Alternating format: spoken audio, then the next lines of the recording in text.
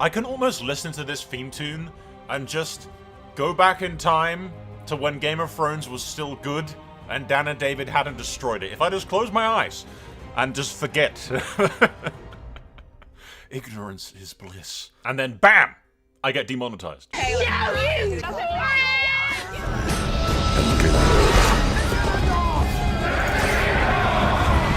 This war is far from over.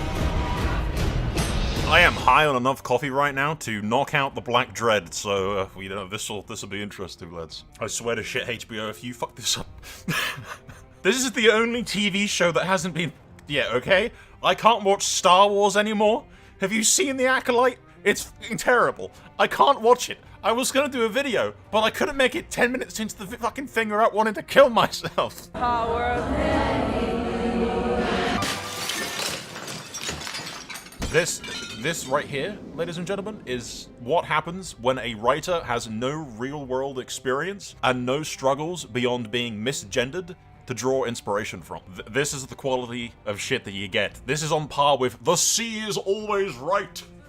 His mother, what happened to her? She drowned, and the sea is always right. That's another show that I wanted to do videos on, but just couldn't bring myself to watch. Anyway, now that I have successfully scared off all of the special people, and they're too busy furiously typing in the comments section to have made it this far in the video, let's get on with the rest of the video, lads. It's mostly positive, and then we get to the end, and I lose my collective shit. But that's spoilers, boys. Spoilers. There'll be a timestamp if you want to skip ahead to me losing my collective shit. But for now, we're in the realms of sanity. It's fine. It's fine. Moving on. I'm not high on caffeine. You are.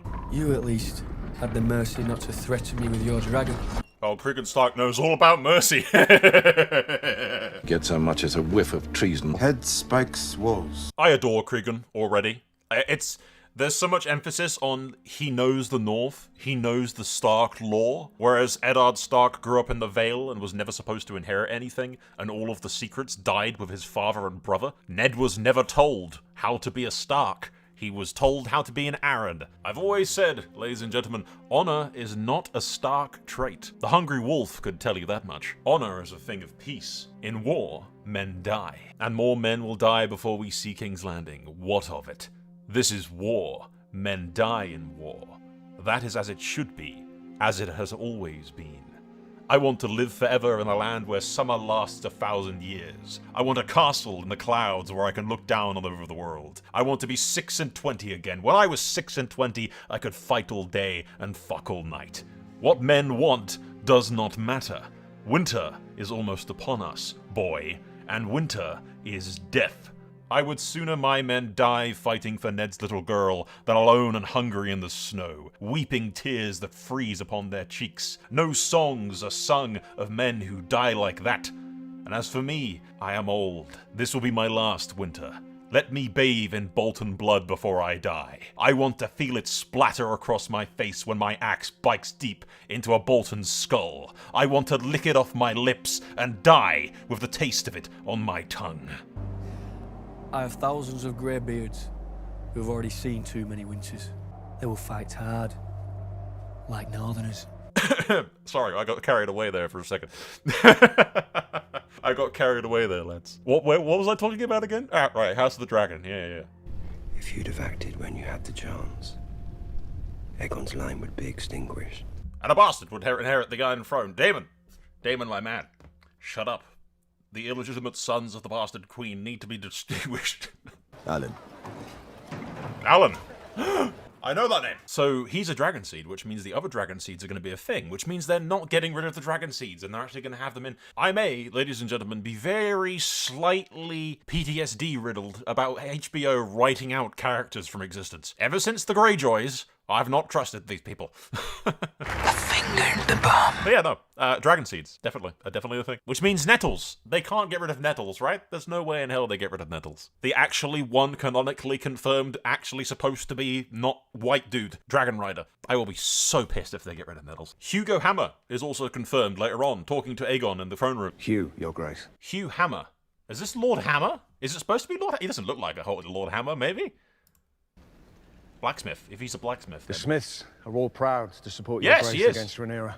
So yes, Dragonseeds. Yay, I'm happy about that. I like the fact that they are including the minor characters. They aren't like sidelining character stories. There are so many minor conflicts set within the Dance of Dragons that add so much to the overall story, and they need to include them. They need to include them. I want to see Bloody Ben Blackwood. I want to see Dustin kicking ass, the Winter Wolves. And it does appear that they are including these things. Cregan Stark is sending the old Greybeards down south. We've seen Blackwoods in the trailers. So it does appear that they are including this stuff. I'm very happy about this. Although by the end of this episode, I will be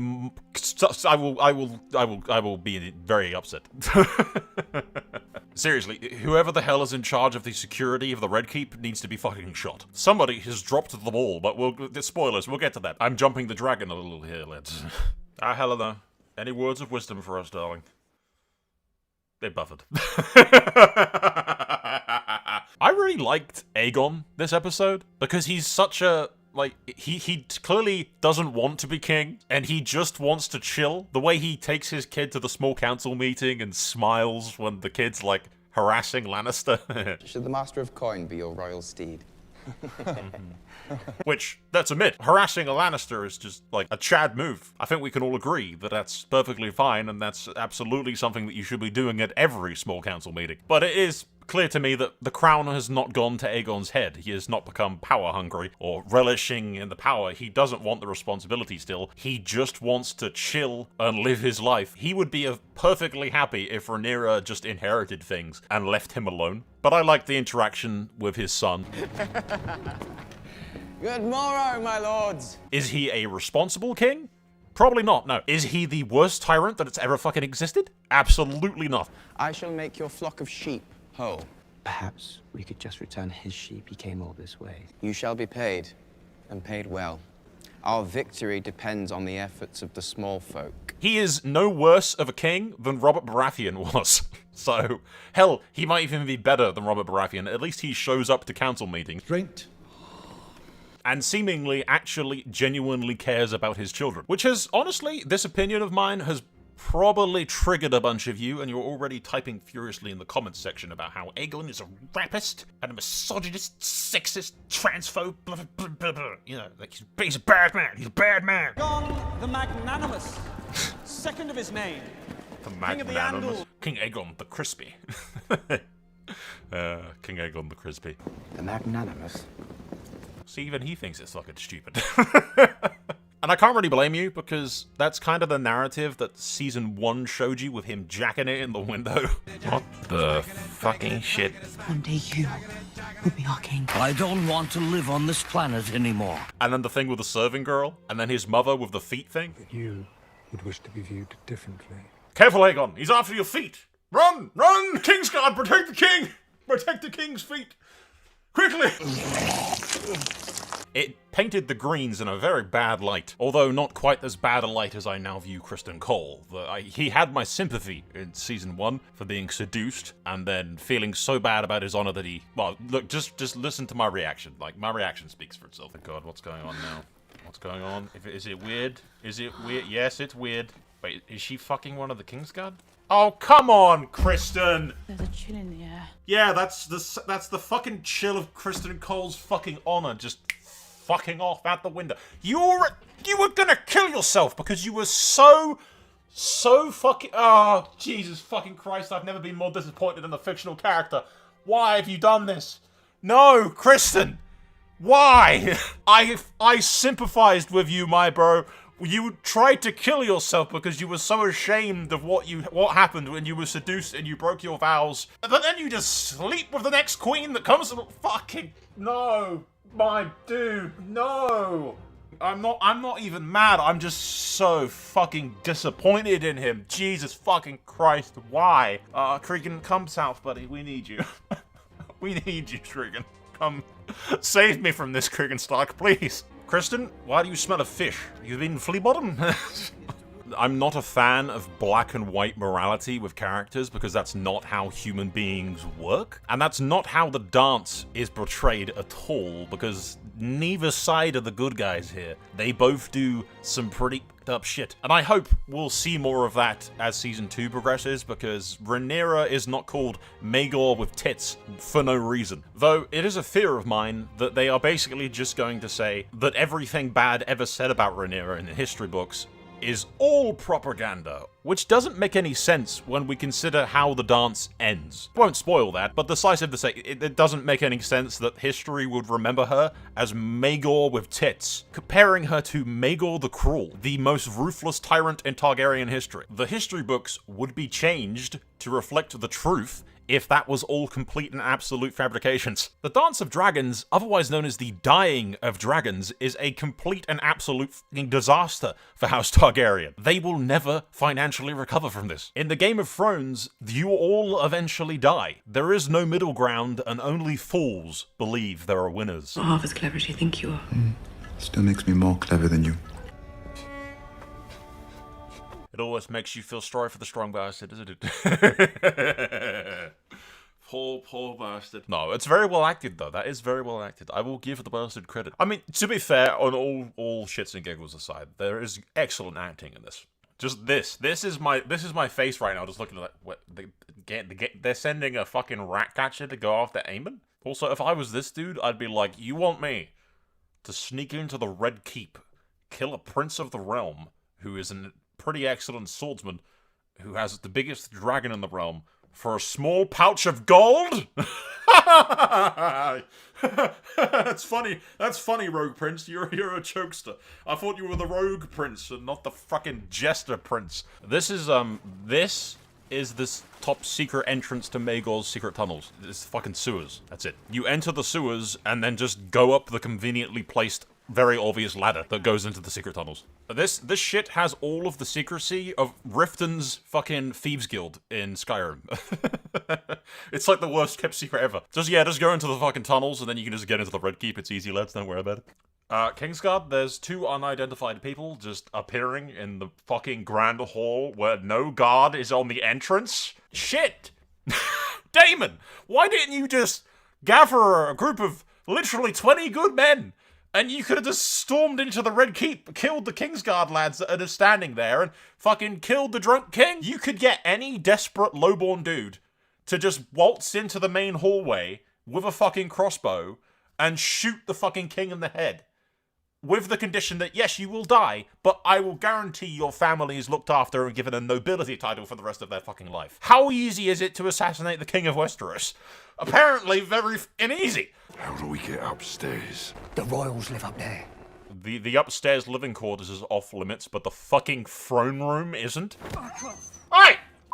I'm gonna have to censor that word, because if I say it anywhere in the video, YouTube will immediately demonetize me. But it's the C word. I leave it to your imagination. Fuck that guy. I don't give a shit what you do to people, but you hurt a dog, I will break your fucking legs. Anyway, where were we? Ah yes, the strolling casually into the Red Keep to assassinate people with no guards around whatsoever. Maybe if the Lord Commander of the Kingsguard wasn't so face-deep in Hightower security in the Red Keep of all places wouldn't be quite so absolutely fucking miserable. Do I have to bleep out I'm probably gonna have to bleep out Does anyone know why in the hell they brought the dog, other than to kick it to make me angry? Maybe all of the rat catchers have a dog to chase the rats, or something? It seems a bit of a liability, though, on the top secret assassination mission through the deadly, deadly, deadly tunnels, which are apparently not very deadly. It would make sense to me if they brought the dog to lead them through Maegor's tunnels, to avoid the pitfalls, the spikes, the deadly traps, because, you know, it's supposed to be a nightmare to navigate if you don't have a map. So, you know, the dog acts as a guide to lead them safely through the tunnels with its heightened dog senses. But I don't know, I feel like maybe that